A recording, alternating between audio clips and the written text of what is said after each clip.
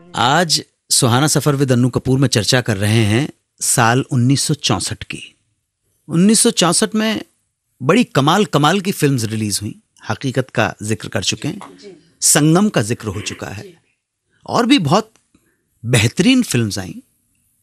जमाना ऐसा था कि एक बहुत बड़ी मैगजीन निकला करती थी। उस मैगजीन में कूपन हुआ करते थे। जनता उन कूपन्स में अपने फेवरेट कलाकारों के नाम, म्यूजिक डायरेक्टर हो, लिरिसिस्ट हो, हीरो हीरोइन हो, फिल्म का डायरेक्टर हो, फिल्म का टाइटल हो, वो अपने हिसाब से, अपनी पसंद के हिसाब से वो कूपन भर देते थे। और इस कूपन के हिसाब से कि जितने ज़्यादा कूपन जिसके फेवर में जाएंगे उस हिसाब से अवार्ड्स मिल जाते थे। बड़ी बड़ी मैगजीन्स थी उस ज़माने के अंदर। तो बहुत सारे लोगों ने ये मैनिपुलेट करना शुरू कर दिया, बड़े बड़े प्रोड्यूसर डायरेक्टर्स ने, और बड़े बड़े कुछ लोग तो ये भी कहते हैं, कुछ म्यूजिक डायरेक्टर्स का भी नाम लेते हैं जिसमें बहुत बड़े बड़े नाम थे, कि वो सारी मैगजीन्स खुद ही खरीद लेते थे। 1-1 लाख रुपए की मैगजीन खरीद लेते, 50-50, 40-40 हज़ार रुपए की मैगजीन खरीद लेते थे, और खुद ही अपने स्टाफ से कहते थे कि हमारा नाम लिख दो, हमारा नाम लिख दो। कूपन चले जाते थे। अब कूपन जब खोले जाते थे तो अगर आपके स्टाफ ने ही आपका नाम लिया हो, लिखा हो, और 50,000 कूपन में आपका ही नाम हो, तो जाहिर है कि आप ही फिल्म उस अवार्ड के हकदार बनेंगे। ये तो बहुत ही रेयर इन्फॉर्मेशन है। जी जी जी, ऐसा होता था। शंकर जयकिशन के ऊपर इस तरह का आरोप लगाया। इसमें कितनी सत्यता, प्रामाणिकता थी ये मैं कह नहीं सकता, लेकिन एसजे के ऊपर यह आरोप लगता था कि वो सारी मैगजीन्स खरीद लेते थे। कितनी सच्चाई, कितनी गलती मैं कह नहीं सकता हूँ। इसी दौरान, इस माहौल के अंदर, जब बड़े बड़े दिग्गज, समझी, बोलिए। ये जो कूपन की बात, हम 64 की आपने बात की, तो 60s के टाइम की बात कर रहे हैं। कहीं ना कहीं आज वो चीज हमें देखने को मिलती है, इंटरनेट पे वोटिंग और ये सब चीजें। कहीं ना कहीं शायद वो स्कोप, अभी तक वो प्रोसेस जो है, वो चलन जो है वो अभी तक चल रहा है। जैसे बदल गया है, पर हाँ, चीजें वही है कि वो टेक्नोलॉजिकल एडवांस हो गए हैं ना। अब एसएमएस भी तो आ गया है। एसएमएस के ऊपर जो आप करते हैं, तो उन्होंने कहा कि एक एसएमएस, एक मोबाइल से, एक नंबर से आप 30 से ज्यादा एसएमएस नहीं कर सकते। मैंने सुना है कि ऐसे एसएमएस करोगे तो 1 रुपया है, लेकिन उस पर्टिकुलर अगर नंबर के ऊपर आप करोगे तो 6.5 या 7 रुपया लगते हैं एक एसएमएस करने के। फिर लोग क्या करने लगे कि जो किसी कंपटीशन में भाग लेते हैं, म्यूजिकल शो में भाग लेते हैं, वो क्या करते हैं कि 25-30 हज़ार रुपया अपने बजट में रख देते हैं, और लोगों को बोलते हैं कि भाई ये 25-30 हज़ार रुपया आपको दिया, और हमारे नाम से, हमारे फेवर करते हुए आप एसएमएस वोट करने लगो। फिर इस तरह से मार्केट में इस तरह से कुछ कंपनीज आ गई, कुछ इंडिविजुअल आ गए जो ये काम करते हैं, जो मैनेजमेंट का काम करते हैं। आप उनको 25-50 हज़ार रुपए दे दीजिए, और वो बैठे हुए, उनका कनेक्शन, उनका नेटवर्क इतना बड़ा हो गया है कि वो आपके नाम के ऊपर एसएमएस करते रहेंगे, और उन एसएमएस की वजह से, जनता के एसएमएस की वजह से आपका कैंडिडेट या जिसको आप जिताना चाहते हैं वो जीत जाएगा। तो ये मैन्यूवरिंग, ये मैनिपुलेशन जो है, वो अब टेक्नोलॉजिकल एडवांस हो गया है, तो इस वजह से हो रही है। पहले इस लेवल के ऊपर होती थी। लेकिन कम बैक टू द 60s की बात करें, 1964 की, तो उस टाइम पर जब ऐसे बड़े बड़े दिग्गज थे, जैसे शंकर जयकिशन थे, और मदन मोहन थे, नौशाद साहब थे, यू सी, उसके बीच में एक 2 न्यू कमर, लक्ष्मीकांत प्यारेलाल, लक्ष्मीकांत कुदालकर और प्यारेलाल रामप्रसाद शर्मा। पहली फिल्म आई थी पारसमणि। 1964 में उनकी फिल्म आई दोस्ती, राष्ट्रीय प्रोडक्शन की फिल्म थी। वो सोच भी नहीं सकते थे। गाने तो चले, लोगों ने खूब, अरे क्या मजरू साहब ने गीत लिखे थे। मैं एक बात बताना चाहूंगा कि ऑल इंडिया रेडियो पे साहिर साहब ने ये कहलवाया कि भाई जब गीत बजे तो गीतकार का नाम भी लें।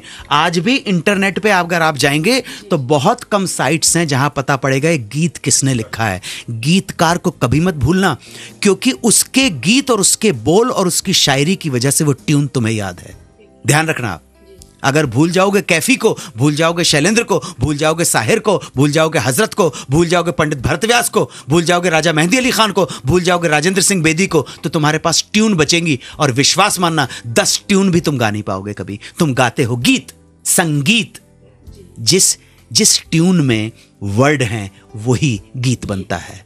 सो come back to the point कि इस दौरान इतने सारे इस तरह के माहौल में अवार्ड बेस्ट म्यूजिक डायरेक्टर का मिल गया लक्ष्मीकांत प्यारेलाल को।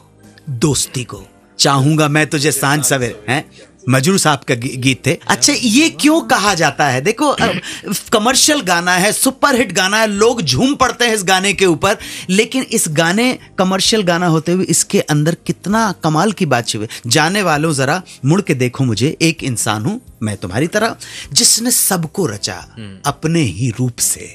अगर आप बिब्लिकल हिस्ट्री के अंदर जाएंगे या हमारे हिंदू उसके अंदर जाएंगे, इस्लाम में जाएंगे, क्रिश्चियनिटी में जाएंगे, तो आप ताज्जुब करेंगे।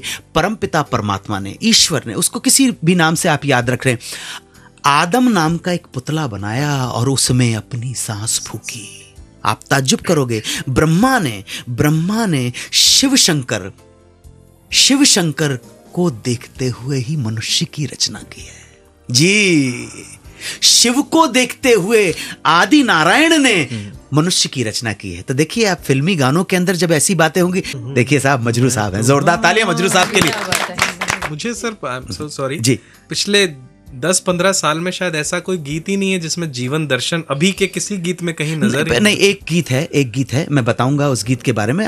इसी टाइम का गीत है, वो बहुत रेयर इस तरह का हो जाता है, वरना आज के गीतों के अंदर मुझे लगता है गीतों को क्यों दोष दे रहे हैं? किसी को, म्यूजिक डायरेक्टर को या प्रोड्यूसर को या एक्टर को दोष देने से पहले जरा अपने गिरेबान में झांक के देखो, सुनने वालों और देखने वालों, कि कहीं ऐसा तो नहीं है कि तुमने एक ऐसा माहौल। देखो, एक बात सुनो, चीज वही बिकती है बाजार में जिसके खरीदार ज्यादा होते हैं। अगर बाजार में नाले का पानी बिक रहा है तो इसका मतलब नाले का पानी खरीदने वाले बहुत ज्यादा होंगे। ध्यान रखिएगा, अपनी जिम्मेदारी से मुक्त नहीं हो सकते हैं। कम बैक टू दोस्ती को मिल गया film fair best music director award. और प्यारेलाल जी ने कहा कि हम यकीन नहीं कर पाए कि इतना सब, जहां बड़े बड़े लोग हैं वहां हम जैसे छोटों को, हमारे जिनको हमने गुरु माना है, शंकर जयकिशन को, उनको ना मिलके हमको मिल जाएगा तो परमात्मा की असीम कृपा ही रही है ना। दोस्ती का क्या खूबसूरत कंपोजिशन बनाई है। आहा हा, इस दौर की जो कंपोजिशन, क्या देखिए कंपोजिशन क्या है। इसका मतलब ये था दोस्त कि उस टाइम पर जनता वही है।